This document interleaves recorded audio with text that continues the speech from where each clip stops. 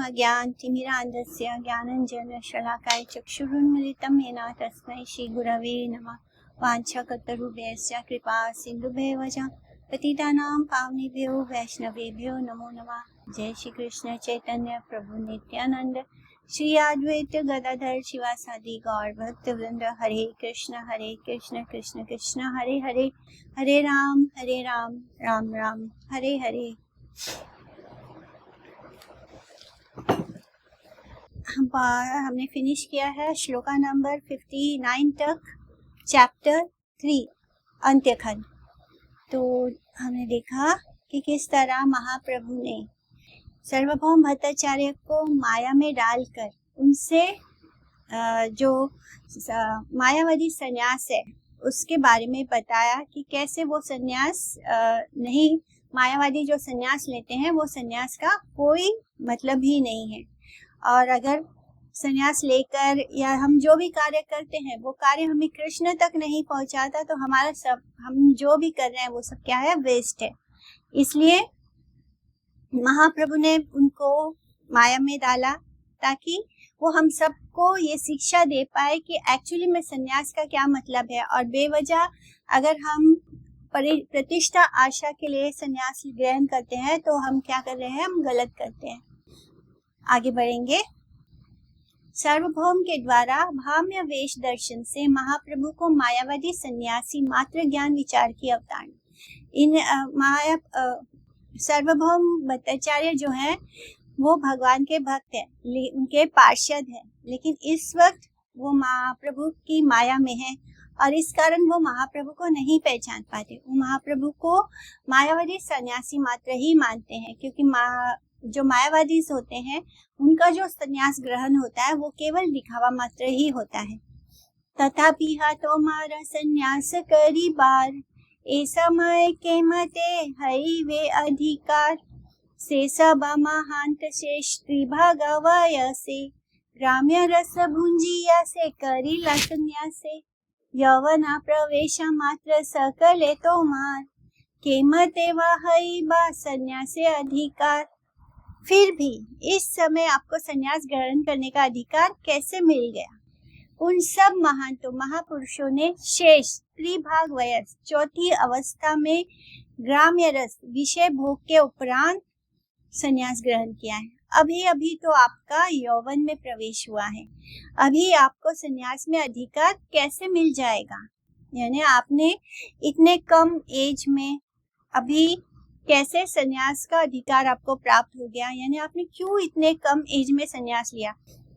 उन्होंने जिन महान महापुरुषों के एग्जाम्पल दिए थे उनके बारे में संबोधित करते हुए कहते हैं कि उन सब महंतों ने शेष त्रिभाग वयस यानी अपने चौथी अवस्था में उन्होंने संन्यास ग्रहण किया, यानी बाकी सभी आश्रमों को भोगा, उसके बाद वो स्टेप बाय स्टेप होकर वो चौथे आश्रम में आए हैं। तो आपको कैसे इस एज में संन्यास का अधिकार कैसे मिल गया? यानी थोड़ा तो जैसे जो आम व्यक्ति होगा तो वो तो अगर कम उम्र में वो संन्यास ग्रहण करता है तो उसको संन्यास का मतलब भी नहीं मालूम होगा। तो यहाँ पर वो महाप्रभु को नहीं पहचान पाए हैं, इसलिए वो उनको बाहरी वेशभूषा से ही समझ साधारण पुरुष की तरह बोल रहे हैं कि आपने इतने कम में संन्यास कैसे ले लिया, आपको कैसे अधिकार मिल गया। प्रभु के श्री अंग में अष्ट सात्विक विकारों को लक्ष्य करने से संन्यास की निष्प्रयोजनीयता का प्रतिपादन। परमार्थे संन्यासे की करी बातों मारे, यही भक्ति है छे तुम्हारा शरीरे, योगिंद्रादि सबेरा ये दुर्लभ प्रसाद, तबे के ने करिया छे एमता प्रमाद, सुनी भक्ति योगा सार्वभौमेरा वचन, बड़ा सुखी है गौरा चंद्र नारायण। जिस भक्ति का प्रकाशन आपके शरीर में हुआ है, तो महाप्रभु के देह में जो अष्ट विकार आते हैं, प्रेम विकार आते हैं, उसके बारे में बोल रहे हैं कि जिस भक्ति का प्रकाशन आपके शरीर में हुआ है उसे देखते हुए परमार्थ में संन्यास ग्रहण करने का आपका क्या प्रयोजन है? वैसी भक्ति योगिंद्र आदि के लिए भी दुर्लभ प्रसाद स्वरूप है, फिर भी आपने ऐसा प्रमाद क्यों किया है? सार्वभौम से भक्ति योग का वचन सुनकर गौर चंद्र नारायण बड़े सुखी हुए, यही वो सुनना चाहते थे। आत्मदैन्य के छल से संन्यास लीला का तात्पर्य कथन कृष्ण अनुसंधान शिक्षा प्रचारक की ही प्रभु की संन्यास लीला। वह वास्तव में संन्यास नहीं, विप्रम्भ दिव्यान उन्माद है। प्रभु बोले, शून्य सार्वभौम महाशय, सन्यासी आमारे नाही जानी ह निश्चय। कृष्णे रवि रहे मोई विक्षिप्त हैया, बाहिर है लूषिका सूत्र मुड़ाइया। सन्यासी करिया ज्ञान छाड़ मोर प्रति, कृपा करा ये ने मोर कृष्ण हयामती। प्रभु ने कहा, सुनिए सार्वभौम महाशय, निश्चित तौर पर मुझे सन्यासी मत समझना। कृष्ण के विरह में मैं विक्षिप्त होकर शिका सूत्र मुड़वाकर बाहर आ गया हूँ। यानी सार्वभौम महाशय, आप मुझको सन्यासी मत समझो। ये बात निश्चित है कि मैं सन्यासी नहीं हूँ। मैंने तो कृष्ण के विरह में अपना शिका और सूत्र हटा लिया है, शिखा मुड़वा लिया है। मुझे सन्यासी समझना छोड़ दीजिए और ऐसी कृपा कीजिए ताकि कृष्ण में मेरी मति हो जाए। गौर सुंदर ने कहा, मुझे मायावादी सन्यासी के ज्ञान से वेश ग्रहण करने वाला मत समझना। कृष्ण के नाम मिलने के कारण दुखी होकर ही मैंने ब्राह्मण के शिकासूत्र रूप संबल को छोड़ दिया है। आप मुझे मायावादी सन्यासी मत समझना। सदैव अनुग्रह करना जिससे कि कृष्ण में मेरी सेवा बुद्धि उत्तराउत्तर वृद्धि हो, यानी कृष्ण प्रेम मेरे अंदर बढ़ता ही जाए, वो प्राप्त होकर मुझे कृष्ण प्रेम की प्राप्ति हो जाए। प्रभु हई निज दासे मोहे हे न मते, ए मायाए दासे प्रभु जानी बे के मते। यदि तिहो नाही जाना ये न आपनारे, तबे कार शक्ति आछे जानी ते ताहारे।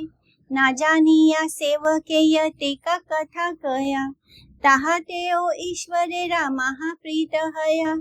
सर्वकाल भृत्य संगे प्रभु कीड़ा करे, सेवा के निमित्ते आपने अवतरे। जो प्रभु होकर इस प्रकार से अपने दासों को मोहित करते हैं, उन प्रभु को इस माया के दास कैसे जान पाएंगे? यदि वे अपने आप को प्रकाशित ना करें, यदि चैतन्य महाप्रभु अपने आप को प्रकाशित ना करें, तो उन्हें जानने की शक्ति भला किसमें है? बिना जाने भी सेवक जितनी भी बातें करता है, उनसे भी ईश्वर को महाप्रीति होती है। तो इस तरह जैसे सार्वभौम भट्टाचार्य महाप्रभु को जाने बिना उनको इतना उपदेश दे रहे, उससे भी महाप्रभु को उनसे प्रीति हो रही है। प्रभु सर्वकाल भृत्यों के दासों के साथ क्रीड़ा खेल करते हैं। सेवक के लिए स्वयं अवतारित होते हैं, यानी अपने भक्तों के लिए वो अवतार लेते हैं। सेवक जिस प्रकार से कृष्ण चरणों का भजन करते हैं, कृष्ण भी उसी प्रकार से स्वयं दास का भजन किया करते हैं। यानी भगवान रेसिप्रोकेट करते हैं। जैसे जैसे भक्त भगवान को जिस भाव में पूजता है, कृष्ण भी उसी भाव में उनको रेसिप्रोकेट करते हैं। कृष्ण भी उसी प्रकार से स्वयं दास का भजन किया करते हैं।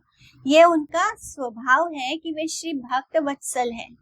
उनके उस स्वभाव को निवारित करने की शक्ति भला इसमें है। गौर सुंदर मायाधीश होकर भी मायावश सार्वभौम को छल कर उनके निकट से उपदेश प्राप्त करने लगे। नायम आत्मा प्रवचेना लभ्यो ना मेधाया ना बहु न श्रुते, यमे वैशा वृणुते तेना लभ्यस्तस्यैष आत्म विवृणुते तनु स्वाम। कठोप उपनिषद। ये मते सेवके भजे कृष्णे राचरणे, कृष्ण से दास से मत दासे भजने आपने।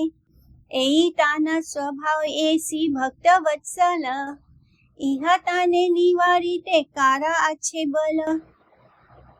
श्री कृष्ण को नित्य आश्रय विग्रह एवं अनेक विभिन्नांशगण 5 प्रकार की रतियों से किसी एक के द्वारा उनका भजन करते हैं। जो 5 रस है, उनमें से किसी एक के साथ, यानी भगवान के साथ कौन से रस में संबंध जोड़ते हैं, उस रूप में भगवान से भगवान के साथ रति करते हैं, उनसे प्रेम करते हैं, उनका भजन करते हैं।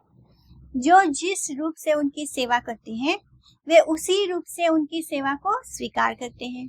और रसहीन, मायावादी अथवा भोगी कर्मी प्रवृत्ति जो उन्हें समझने में असमर्थ होते हैं, उन सब को यंत्रणा रूढ़ वस्तु की भांति विपथ में भ्रमण करवाते रहते हैं। ऐसे मायावादी और जो भोग कर्मी है वो बस जन्म मृत्यु के चक्र में घूमते रहते हैं। उनको भगवान नहीं प्राप्त होते जब तक कि हम कृष्ण के साथ कोई संबंध नहीं जोड़ते। और ये लोग क्या है, मायावादी जो है वो तो भगवान को का अस्तित्व ही नहीं मानते हैं और खुद को ही भगवान मान लेते हैं। और जो भोगी हैं वो अपने भोग में लगे रहते हैं, वो अपनी सेंस ग्रेटिफिकेशन में लगे रहते हैं। तो ऐसे लोग भगवान तक कैसे पहुंच पाएंगे? वो तो अपना कर्म बना रहे हैं, क्योंकि मायावादी अगर अपने लक्ष्य को प्राप्त भी कर ले तो वो कहाँ जाएगा? वो भगवान की ब्रह्मचोदी में विलीन होगा कुछ देर, यानी विलीन होना माने उसमें वो रहेगा ब्रह्म ज्योति में सोए हुए अवस्था में, यानी सुप्त अवस्था में। और फिर जब उसका वो कर्म का पूरा हो जाएगा तब उसको वापस इस धरती पर आना होगा। यानी कि वो जो निर्वाण हम बोलते हैं, निर्वाण प्राप्त करना, मोक्ष प्राप्त करना, एक्चुअली में वो मोक्ष नहीं है। उसके बाद भी वापस आना पड़ता है।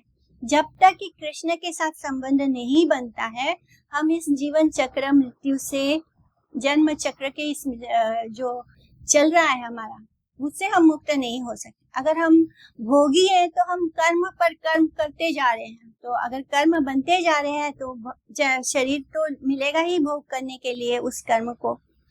तो इस तरह ये मुक्ति नहीं संभव है जब तक कि कृष्ण के साथ संबंध ना हो। तो जो 5 प्रकार के रस है उनमें किसी एक में स्थित होकर हमें कृष्ण का भजन करना चाहिए। ये यथा माम प्रपद्यन्ते ताम तथैव भजाम्यहम् मम वर्तमानो वर्तन्ते मनुष्य पार्थ सर्वशा। भगवद गीता चैप्टर 4 श्लोक 11। न तस्य कश्चिदयिता सुहृत्तमो न चा प्रियो द्वेष्य उपेक्षा एव वा तथापि भक्तान् भजते तथा तथा सुद्रुमो यद वा दु उपाश्रितो अर्था। यानी भगवान क्या बोल रहे हैं कि जो मेरा जैसे जैसे भजन करता है मैं उसके साथ वैसे रेसिप्रोकेट करता हूँ। और फिर दूसरा भागवतम का श्लोक है कि ना तो कोई मुझे, ना मैं किसी से प्रेम करता हूँ ना मैं किसी से द्वेष करता हूँ।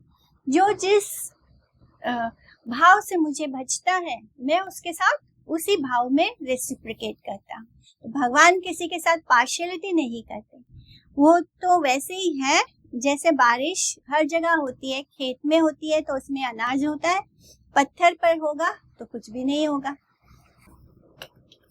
हासे प्रभु सार्वभौमे चाहिया चाहिया, ना बूझे ना सार्वभौम माया मुग्ध हैया। सार्वभौम बले ना आश्रमे बड़ा तुम्ही, शास्त्र मते तुम्ही वंद्या उपासक आमी। तुम्ही ये आमारे स्तव करा युक्ति नया, ताहाते आमार पाछे अपराध हया। प्रभु बले छाड़ मोरे ऐसा कल माया, सर्वभावे तो मार लईनु मोई छाया। हेना मते प्रभु भृत्य संगे करे खेला, के बूझीते पारे गौरा सुंदर लीला। प्रभु सार्वभौम की ओर देखते हुए हंसने लगे।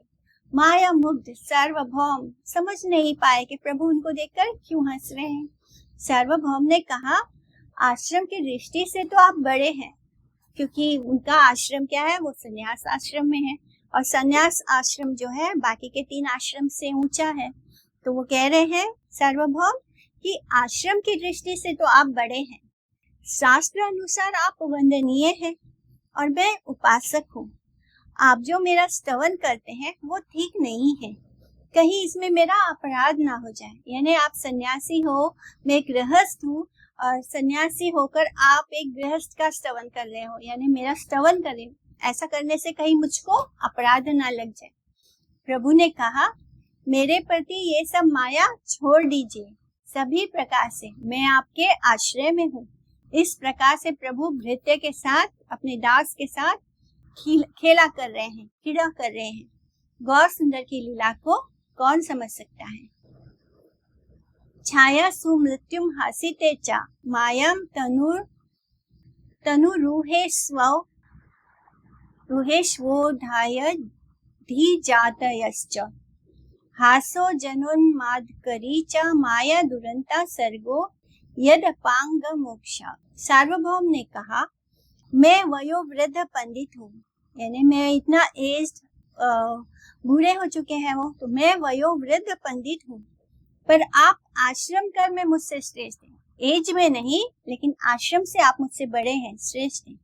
आप मेरे पूज्य हैं। तो चाहे आप बाकी के आप 3 आश्रम में हो, फिर आप एक सन्यासी से उम्र में भले ही बहुत बड़े हो सकते हो, लेकिन आश्रम को देखा जाए तो सन्यासी बड़ा होता है, इसलिए सन्यासी को हर कोई प्रणाम करता है, फिर चाहे वो किसी भी एज में हो।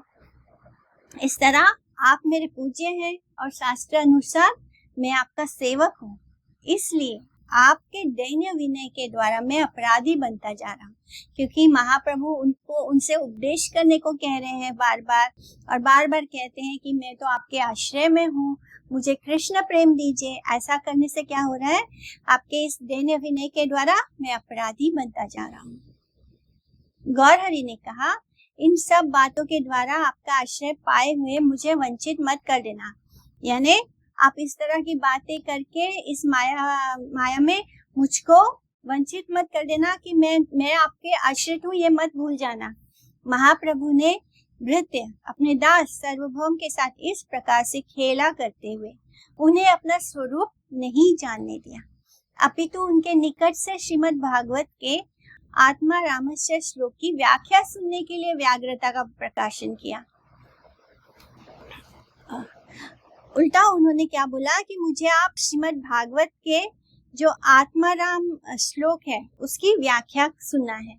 तो महाप्रभु उनकी हर बात को काट रहे थे, क्योंकि बार बार सार्वभौम को लग रहा था कि उनसे कहीं अपराध ना हो। महाप्रभु बार बार दीनहीन होकर उनके सामने शरणागत कर रहे हैं और बार बार याचना करते हैं, तो इससे कहीं मुझे अपराध ना लग जाए। प्रभु बोले, मोरा एक अच्छे मनोरथ तुम्हारा मुखे ते सुनी वाई भागवत यते का संशय चित्ते अच्छा है अमर तोमा वही ऊंचाई ते है ना नहीं यार। प्रभु ने कहा, मेरा एक निवेदन है, मनोरथ है, मेरे मन में बड़ी एक इच्छा है, मैं आपके मुख से भागवत सुनना चाहता हूँ। मेरे हृदय में जितना भी संशय है, जितने भी डाउट्स है, उस सब को सिवाय आपके और कोई दूर नहीं कर सकता। तो इस तरह वो सार्वभौम भट्टाचार्य को निवेदन कर रहे हैं। सार्वभौम बोले, तुम्हें सकल विद्याएं परम प्रवीण आमी जानी सर्वथाय कोन भागवत अर्थ न जाना व तुम्ही तुम्हारे व कोन रूपे प्रबोधिवा आमी तथापि अन्य विभक्ति विचार करीबे का सुजनेरा स्वभाव व्यवहार बला देखी संदेह तुम्हारा कोन स्थाने आचेता यथा शक्ति करी बाबा खाने। सार्वभौम ने कहा, मैं भली प्रकार से जानता हूँ कि आप सभी विद्याओं में परम प्रवीण हैं। तो सार्वभौम तो महाप्रभु का जो फेम था वो बहुत सब जगह फैला हुआ था, सभी जानते थे कि महाप्रभु कितने बुद्धिमान हैं, कितने प्रवीण हैं। तो सार्वभौम ने कहा कि मैं तो भली प्रकार से जानता हूँ कि आप सब विद्याओं में परम प्रवीण हैं। भागवत का ऐसा कौन सा अर्थ है जो आप नहीं जानते, मैं आपको किस प्रकार से प्रबोधित कर पाऊंगा। फिर भी सज्जनों का ये स्वाभाविक व्यवहार है कि उन्हें एक दूसरे के साथ मिलकर भक्ति का विचार करना चाहिए। कहिए तो सही, कौन सी जगह पर आपको संदेह है, मैं उसकी यथाशक्ति सामर्थ्य अनुसार व्याख्या करूंगा। तो महाप्रभु की इस रिक्वेस्ट को सुनकर वो कहते हैं कि मैं अच्छे से जानता हूँ कि आप कितने प्रवीण हैं, परम प्रवीण हैं, लेकिन सभी विद्याओं में परम प्रवीण हैं। पर जो भागवत गण होते हैं, जो भगवान के जो भक्त होते हैं, उनको दूसरे भक्तों के साथ जब वो किसी और ऐसे भक्त से मिलते हैं जो बिल्कुल उनके जैसे विचार वाला होता है, तब उनके साथ बैठकर उनको परस्पर आपस में भगवान के बारे में बातें करना अच्छा लगता है। वो आपस में एक दूसरे को डाउट्स पूछते हैं और फिर उसको एक्सप्लेन करते हैं। इस तरह मैं भी आपकी इस संदेह को दूर करने का प्रयत्न करूंगा। जो भगवद गीता का ये श्लोक है, मत चिता मत गता प्राणा बोधयंता परस्परम कथायंतश्च माम नित्यम तुष्यन्ति च रमन्ति च। तो भगवान के जो भक्त होते हैं वो आपस में एक दूसरे के साथ बैठकर भगवान की कथा बोलते हैं और एक दूसरे से भगवान के बारे में बात करते हैं। उनको ये ऐसा करना अच्छा लगता है। तबे श्री वैकुंठनाथ ईशतः सिया बलि लेना एक श्लोक अष्ट आखरिया। तब श्री वैकुंठनाथ ने थोड़ा सा हंसते हुए, महाप्रभु थोड़ा सा हंसते हुए अष्टपद युक्त एक श्लोक का उल्लेख किया। वो श्लोक है श्रीमद् भागवतम का कैंटो 1 चैप्टर 7 श्लोका नंबर 10। आत्मा रामश्च मुनयो निर्ग्रंथा अप्युरु क्रमे कुर्वन्त्या हैतुकी भक्ति मिथ्यम भूत गणो हरि।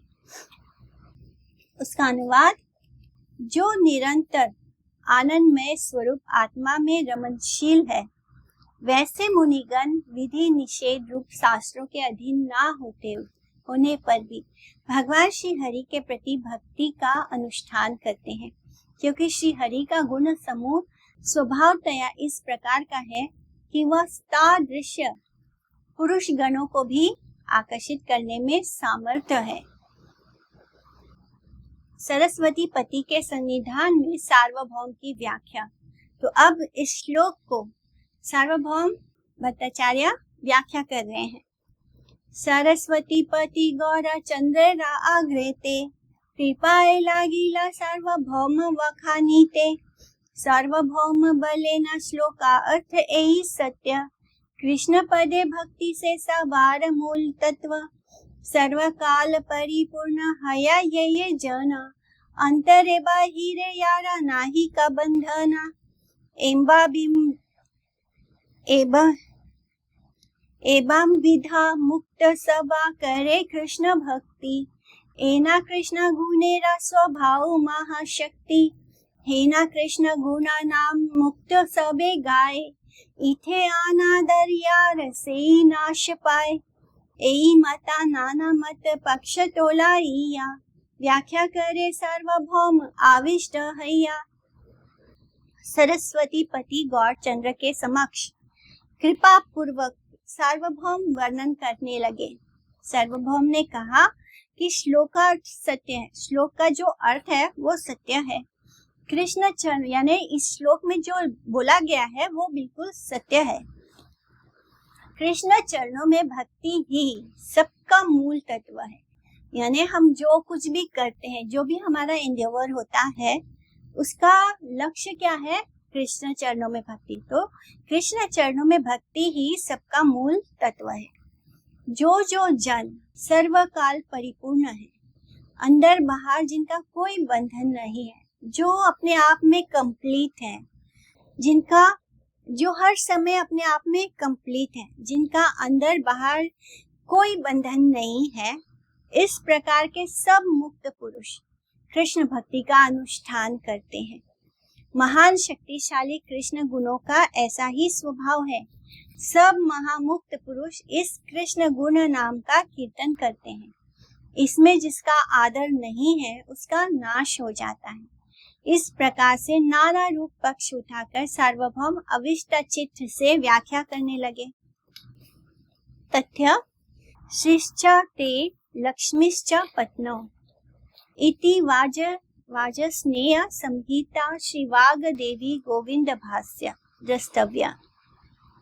सरस्वती भारती च योगिना सिद्धि योगिना भारती ब्रह्म पत्नी च विष्णु पत्नी सरस्वती। आत्मा रामश्च श्लोक का प्राकृतार्थ यही है कि भजनीय वस्तु कृष्ण ही सबका मूल तत्व है। जो सब व्यक्ति सदैव सभी प्रकार के माइक बंधनों से भीतर बाहर मुक्त है, यानी अंदर बाहर से जो मुक्त है, मतलब जिन पर माया का कोई प्रभाव नहीं है, जो माया के 3 गुणों से ऊपर हैं। इसलिए वो अंदर से इंटरनली भी मुक्त है और बाहर उनका जो भी कर्म होता है उससे भी मुक्त है। जो एक बार कृष्णा कॉन्शियसनेस में आ जाता है, जो कृष्ण भक्ति में आ जाता है, तो फिर वो कृष्ण के अंदर हो जाता है। वो बाहर ये जो माया है, माया से मुक्त हो जाता है। उसके ऊपर माया का कोई बंधन नहीं होता। माया जो अपने 3 गुण है, उनके द्वारा ही हमको बांध कर रखती है। तो माया के जब हम इन 3 गुणों से ऊपर उठ जाते हैं, तो हम पर उनका कोई बंधन नहीं होता। तो वो अंदर से भी मुक्त हो जाता है, बाहर से भी मुक्त हो जाता है। उन्हें ही कृष्ण भक्ति मिलने की संभावना है। कृष्ण गुण महाशक्ति संपन्न है। जो सब व्यक्ति कृष्ण से अलग वस्तुओं को भोग करने की कामना किया करते हैं, वे सब बद्ध जीव हैं एवं कृष्ण भजन से विमुख है। सार्वभौम का त्रयोदश प्रकार का अर्थ। त्रयोदश यानी 30, त्रयो 3 and दश यानी 10, तो 3 into 10 30। त्रयोदश प्रकार श्लोकार्थ वाखनीय। त्रयोदशा प्रकार श्लोकार्थ वाखनीय। रही लेना आर शक्ति नाही कबलिया। ईशदाहासिया गौर चंद्र प्रभु कया। यथा वखनीला तुम्ही सब सत्य हया। त्रयोदश यानी 13 होता है, 13 नहीं होता है। त्रयोदश प्रकार का श्लोकार्थ बखान करने के बाद, तो ये पूरा डिस्क्रिप्शन चैतन्य चरितामृत में आया है, जहाँ पर सार्वभौम भट्टाचार्य ने सारे आत्मा राम का एक्सप्लेनेशन दिया है। तो उन्होंने त्रयोदश 13 प्रकार का श्लोकार्थ बखान करने के बाद और शक्ति नहीं है कहकर सार्वभौम चुप हो गए। थोड़ा हंसकर प्रभु गौरचंद्र ने कहा, आपने जो कुछ भी वर्णन किया है वो सब सत्य है। प्रभु के द्वारा उक्त श्लोक की असंख्य प्रकार की गूढ़ व्याख्या एवा शूने आमी किछु करी ये व्याख्याना। बुझा देखी विचारिया हया की प्रमाण। तखने विस्मित सार्वभौम महाशया। आरो अर्थ नारेरा सकती ते कभू हया। आपनार अर्थ प्रभु आपने वाखाने। यहाँ के हा को न कल्पे उद्देश्य न जाने। इस तरह जब सार्वभौम भट्टाचार्य ने त्रयोदश पाने 13 होता है, सॉरी मैंने 30 बोला था, तो त्रयोदश यानी 13 प्रकार से उस एक श्लोक को आत्माराम का जो मीनिंग है, उन्होंने 13 प्रकार से उसको अलग अलग तरीके से महाप्रभु को बतलाया। उसके बाद वो थक गए और कहते हैं कि बस अब मैं इससे ज्यादा नहीं एक्सप्लेन कर सकता। तब महाप्रभु उसको जवाब देते हैं कि अब सुनिए, मैं भी कुछ व्याख्या करता हूँ, विचार कर कर देखना प्रामाणिक है या नहीं, यानी जो मैं बोल रहा हूँ वो प्रामाणिक है या नहीं, आप इसको ध्यान देकर बताना मुझको। तब सार्वभौम महाशय विस्मित हो गए और अर्थ निकालना नर शक्ति के लिए कभी संभव है क्या? अपना अर्थ प्रभु अपने आप ही व्याख्यान करने लगे, जिसका उद्देश्य किसी भी कल्प में कोई नहीं जानता। तो किसी भी मनुष्य के बस में नहीं था, इतना तो सार्वभौम भट्टाचार्य ने एक्सप्लेन कर ही दिया था। उसके बाद भी महाप्रभु इतना ज्यादा उस आत्माराम को का मतलब समझाए कि किसी भी मनुष्य के बस की ये बात नहीं है। गौ सुंदर साक्षात कृष्णचंद्र है, अतएव इसलिए कृष्ण कथित श्लोक की व्याख्या उनको छोड़कर और कोई नहीं जान। कृष्ण के बारे में कृष्ण के अलावा और कोई जान भी नहीं सकता। सार्वभौम के द्वारा वर्णित 13 प्रकार के अर्थों के अलावा श्री गौ सुंदर स्वयं अन्य अनेक प्रकार की व्याख्याएं करने लगे। उन सब व्याख्याओं का संधान कृष्ण से अलग अन्य कोई व्यक्ति अनंत काल में भी प्राप्त नहीं कर सकता। अब इतनी ज्यादा व्याख्याएं की, इन्होंने तो केवल 13 बोला था, वो तो इससे कहीं ज्यादा व्याख्याएं करे। उसको सुनकर सार्वभौम जो है वो विस्मय हो गए व्याख्या सुनी सार्वभौम परम विस्मिता, मने भावे एकी वा ईश्वर विदिता। उनकी व्याख्या सुनकर सार्वभौम परम विस्मित, बहुत सरप्राइज्ड है। मन में सोचते रहे, संभवतः ये ईश्वर का ही प्रकाश है। सार्वभौम के समक्ष प्रभु द्वारा अपने सद्भुज मूर्ति प्रकाश एवं अपने संन्यास की गूढ़ उद्देश्य की कथन लीला। श्लोका व्याख्या करे प्रभु करी अहंकार, आत्मा भावे हईला सद्भुजा अवतार।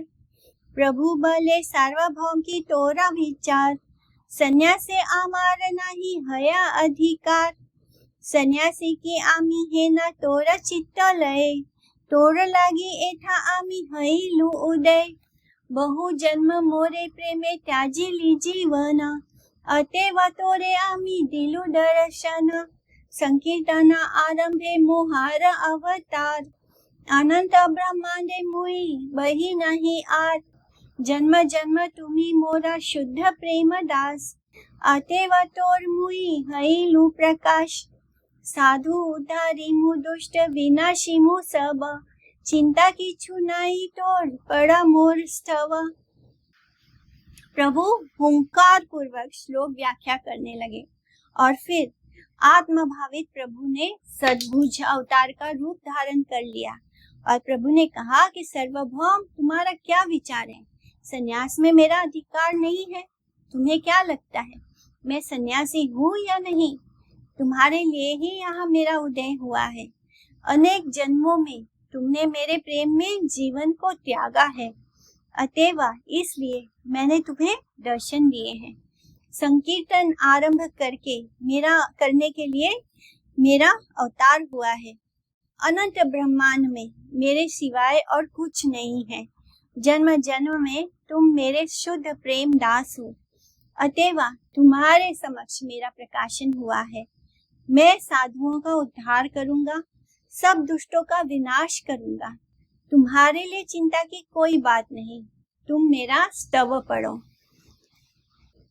सर्वभौम ने कहा था कि उम्र कम होने के कारण गौर सुंदर को संन्यास में अधिकार नहीं है।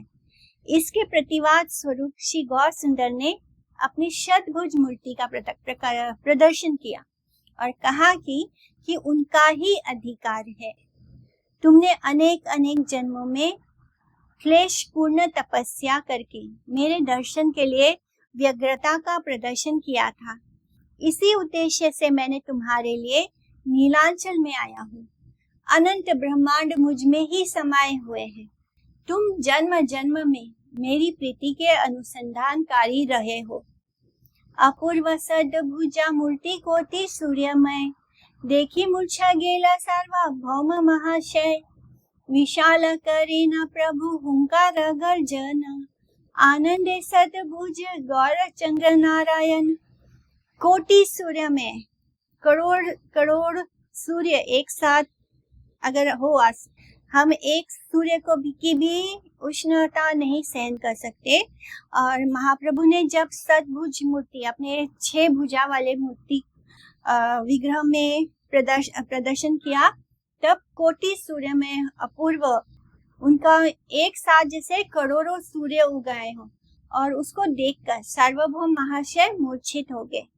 आनंद में सद्भुज रूप अपनाए हुए प्रभु गौर नारायण विशाल हुंकार और गर्जन कर रहे थे। सार्वभौम के शरीर पर प्रभु का श्री हस्त निक्षेप एवं सार्वभौम का चैतन्य लाभ। बड़ा सुखी प्रभु सार्वभौमेरा अंतरे, उठा बलि श्रीहस्त दिलेना ताना शिरे। श्रीहस्त पर से विप्र पाइला चेतना, तथापि आनंदे जड़ नास्फुरे वचना। प्रभु हृदय अभ्यंतर से, अपने हृदय से सार्वभौम के प्रति बड़े सुखी हुए। उठो कहकर प्रभु ने उनके सर पर अपना हाथ रखा, क्योंकि वो मूर्छित हो गए थे, बेहोश हो गए थे। श्री हस्त के प्रभु के हाथों का स्पर्श से ब्राह्मण को चेतनता मिल, वो अपने होश में आए। फिर भी वे आनंद में जड़ बने रहे। अचानक से उन्होंने क्या एक्सप्लेन किया, अचानक से महाप्रभु का ये स्वरूप देखते हैं तो आनंद में वो एकदम मौन है, चुप है, जड़ से हो गए हैं, कुछ बोल नहीं पा रहे हैं। शंख चक्र गदा पद्म श्रीहला मुशला रत्नमणि परिपूर्णा श्री अंग उज्ज्वला श्रीवत्स कौस्तुभ हार वक्षे शोभा करे वाम कक्षे शिंगा वेत्र मुरली जठरे। तो भगवान का ये शतभुजा रूप है। महाप्रभु के द्वारा सार्वभौम के वक्ष पर पाद पद्म की स्थापना। करुणा समुद्र प्रभु गौर श्री गौर सुंदर पाद पद्म दिलातार हृदय ऊपर। करुणा समुद्र स्वरूप श्री गौर सुंदर ने उनके हृदय पर, उनके चेस्ट पर के ऊपर अपने पैरों के पाद पद्म को स्थापित किया। भगवान के महालोकमय शतभुज मूर्ति के दर्शन करके सार्वभौम मूर्छित हो गए। सार्वभौम के हृदय देश पर, उनके हार्ट पर शतभुज